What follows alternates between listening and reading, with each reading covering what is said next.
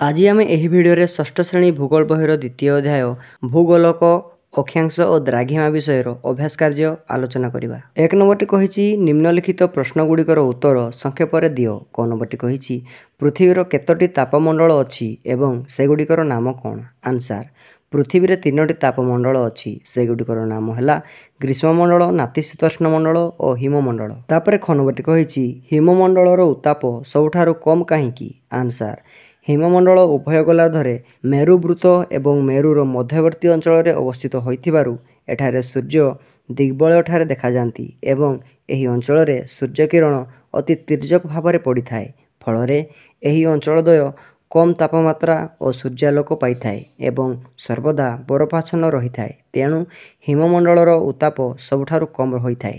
तापर ग नंबरटी कही समाख्या रेखा और द्राघिमा रेखा कहले कौन बुझ। आंसर ग्लोब उपरे केतेक वृत्ताकार रेखा पूर्व पश्चिम दिगरे परस्पर समांतराल भाव में अंकित होइछि। एगुड़िकु समाख्या रेखा कहा जाए। ग्लोब उपरे अर्धवृत्ताकार रेखा उत्तर दक्षिण भाव में उत्तर मेरुठारु दक्षिण मेरु पर्यंत विस्तृत होइछि। एगुड़िकु द्राघिमा रेखा बा मध्यम दिन रेखा कहा जाए। तापर घ नंबरटी कही लंडन रे दिन 12टा समय दिल्ली रे संध्या 5:30 कहीं होइथाए। आंसर लंडन रे ग्रीनिज दे जाइथिबा द्राघिमा रेखा को मूल द्राघिमा एवं एहार द्राघिमा समय को मूल द्राघिमा बा प्रमाण समय धरा जाइछि। ग्रीनिज रे 82°30 पूर्व द्राघिमा भारतर प्रमाण द्राघिमा अटे।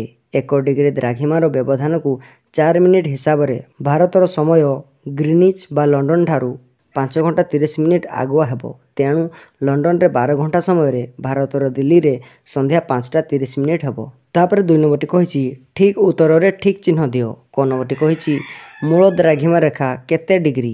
Answer 0 degree. तापर ख नंबरटी कही ग्रीष्ममंडल मझिरे निम्नलिखित केउंटी अछि। आंसर हेबो विषुव रेखा। तापर ग नंबरटी कही सर्वमोट द्राघिमा रेखा केतोटी अछि। आंसर हेबो 360टी। तापर घ नंबरटी कही कुमेरु वृत्तर अवस्थिति। आंसर हेबो दक्षिण गोलार्ध। तापर 3 नंबरटी कही गोटे ग्लोबर चित्र अंकन करी पृथ्वीर मुख्य 7टी समाख्या रेखा दर्शाओ। आंसर पृथ्वीर मुख्य 7टी समाख्या रेखा है 0 डिग्री अक्षांश, 5 डिग्री उत्तर और दक्षिण अक्षांश, 23.1/2 डिग्री उत्तर और दक्षिण अक्षांश, 66.1/2 डिग्री उत्तर और दक्षिण अक्षांश। एहीपरि भाव में तुम्हें गोटे चित्र अंकन करी अक्षांश गुड़ी को दर्शाई पार। जदि भिडियोटी भल लगी तेब मो चैनल को सब्सक्राइब करने जमारू भी भूल ना। Thank you for watching.